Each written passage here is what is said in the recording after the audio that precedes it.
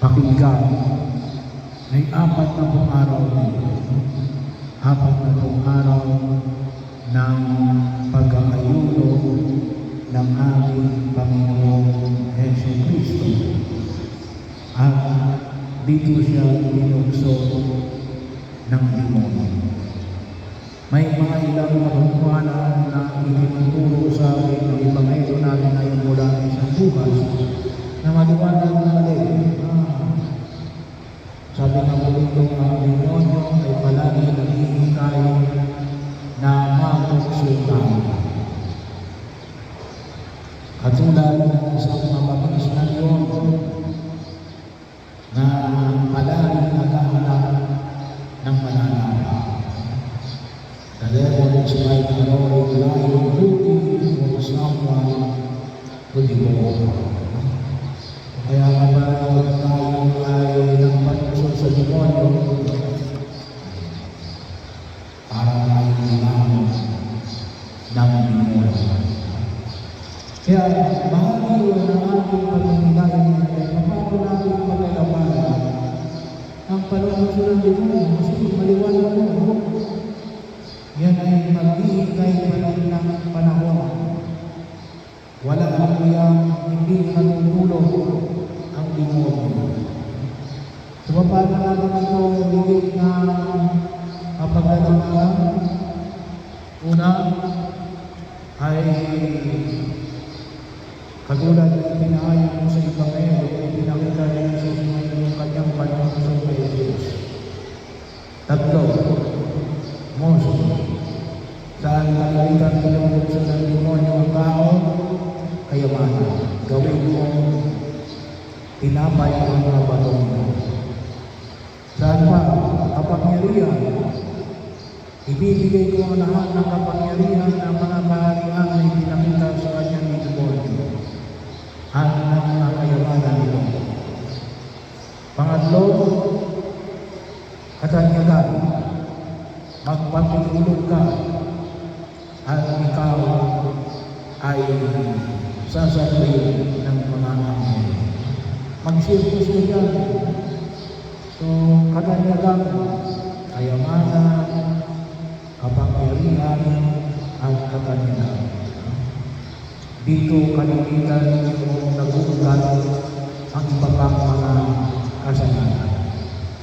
Pero bahagi yun na pinaalala sa atin ng mga kapatid na alamin natin saan ba tayo palagi tinutuso ng demonyo. Kaya siguro dito tayo palagi tinutuso ng demonyo, ito yung kahinaan natin. Kinakailangan malaman namin yung ating kahinaan para mapalakas natin yung ating kahinaan para mapaglabanan natin ang anumang uri ng panunso ng demonyo. Lalo-lalo na doon sa itinuturing natin ang mga kahinaan. Iba-iba kasi yung kahinaan ng tao. At ang bawang Diyos natin, alam natin kung saan tayo kahinaan. At pag ginagawa natin, doon tayo tututuring ng demonyo.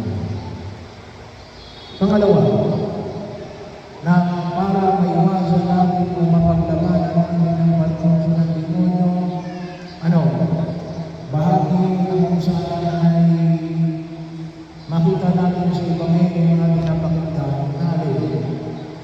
Nagbabasa rin pala ng banal na kasulatan ng demonyo. Kasi anong bilang dito? Sinabi ng demonyo na nasusulat. Ipagbibigin niya sa kanyang mga anghel na ingatan ka. Kung ikaw ang alam ng Diyos, magpangihulog ka. At alalayan mo nila kung hindi ka matusol sa bato. So yung demonyo nagbabasa. At umabanggit ng banal na kasulatan. Pero bahagi yun, na huwag rin natin kalimutan na si Jesus, lalo-lalo na yung mga binahagi nito, ay kinaudaraan ko ni Jesus ng mga hindi lang mangyayari na susulat Kaya rin yung pinakailangan ko, magbasa rin tayo ng banal ng sulat, magpilay tayo. Kaya kung tayo nagsisimba pag-araw ng linggo, kaya bahagi yun, at inayos ko pa rin ang sinibigyan ng Diyos, kaya mo yung bigyan natin, ay ilalagay natin sa loob ng misa, pag-araw ng linggo. Kasi para makita namin na napangalaman, sa loob mo si Elvin, kahit na kayo nagsisimba pag-araw ng linggo, may unang pagbasa ko tayo, ginagabayan tayo ng salita ng Diyos. Sa tulad ng mama kanina, sa aklat ng Deuteronomio, mula sa unang lugar, anong pinamanin dito?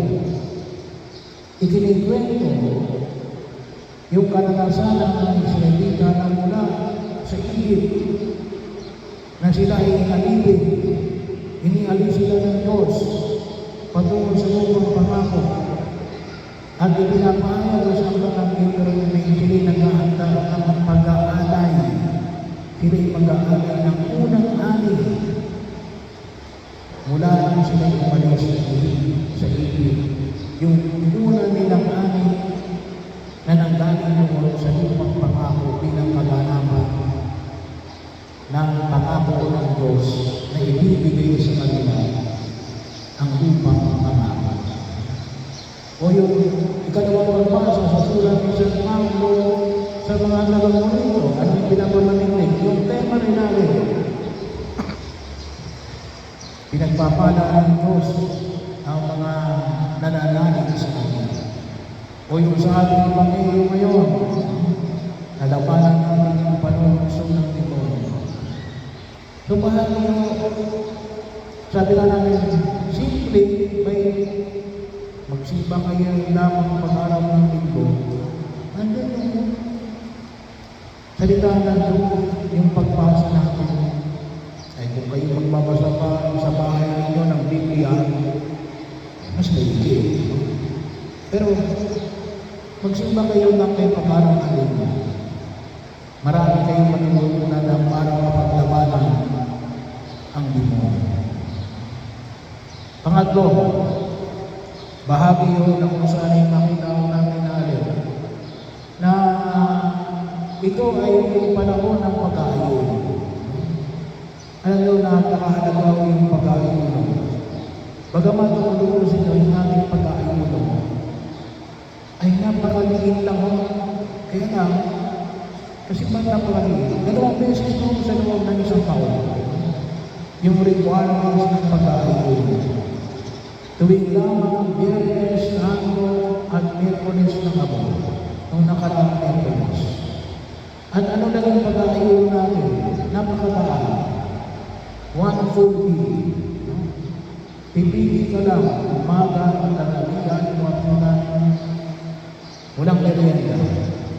So, isang punong pagkain, kung napili mo halimbawa yung tanghalian, ito lang yung punong pagkain.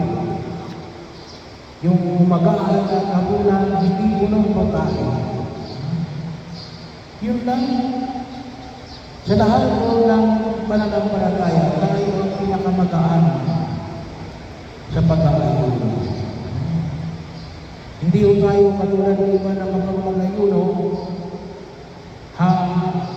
hindi ka pwede kumain habang magsikat ang araw. Maliban lamang ng tubig. Sa loob ng isang buwan, ay 2 lang. At saka yung abstinensya natin. Abstinensya natin yan, hindi pagkain ng karne. Pag Biyernes, tayo po mga Pilipino, dito sa Pilipinas, mayroon tayo special egg. At tayo pinapayagan na kumain ng karne. Kapag Biyernes, maliban lamang ang Biyernes ng mahal na araw. Biyernes ng Kwaresma. At yun ay wala pang 10 beses na hindi kakakain ng karne. Eh bahagi yun na sana po ay matugunan natin. Ano ba yung kahalagahan nito ng pag-aayun ng abstinensya? Sabi nga una ko, tinuturuan tayo namin mag-self-control pipigilan natin yung ating sarili. Paano natin magagawa yung sinasabi ni Jesus na kapag sinampal ka, iharap mo ba yung kabila? Kung wala tayong pag-ibig. Kasi kapag wala kang pag-ibig, anong gagawin mo kapag sinampal ka? Isang pala. Kapag sinuntok ka, suntok ka. Pero kung hindi may pag-ibig, mapipigilan mo yung sarili mo. Mapipigilan mong gumawa ng masama. Mapipigilan mo ang sarili mo natin. Matangay ka ng panunusyo ng demonyo. Kaya po mahalaga po yung ating pag-aayon ng sinensya. Sabi nga, kung isa yung iba nag-aayon, nag-sinensya mo parang sa Mexico. Kundi kaya ay para sa kalusugan. Pero kung yun man ginagawa ng i-alay mo sa Diyos at maging bahagi ng pag-iwas natin, pakikisa natin, mas malalim pakikisa natin kay Kristo at i-alay natin sa atin para sa kapatawaran ng kasalanan. Bahagi nino. Kaya sana po makita natin na mahalagaan din namin yung sakramento ng umpisa. Kaya bahagi yun ang kusala. Kung tayo may natungso, mag-umpisa tayo. Pakinabangan namin yung sakramento na ito. Kasi hindi pinagkaloob ng Diyos marami. Managili tayo malinis sa gitna ng ating pagsusumikap na umiwas sa kasalanan. Kaya ang pinaalala ko muli sa March 20, Salang Bayan tayo, araw po yun ng Welles, sa ganang may kalimaan ng araw. Pero itong tatlong ito, gusto natin na makaiwas sa panunokso ng demonyo na makatulong ito sa inyo ng pag-ibig. Una, kilalanin natin ang ating sarili kung saan tayo kalimitan pinatukso ng demonyo at saan tayo kalimitan natutukso ng demonyo. Yun ang tingnan natin ang bigyan natin ng lakas. Pangalawa, bahagi yun na kung saan ay nawa ay mapagtibay tayo sa pamagitan ng pagpipilay, pagbabasa at pag-aaral ng banal na kasulatan. Pangatlo, nawa tayo ay matutong magtimpi ng ating sarili at nawa makatulong sa ating ating pag-aayuno at pag-aaksaya.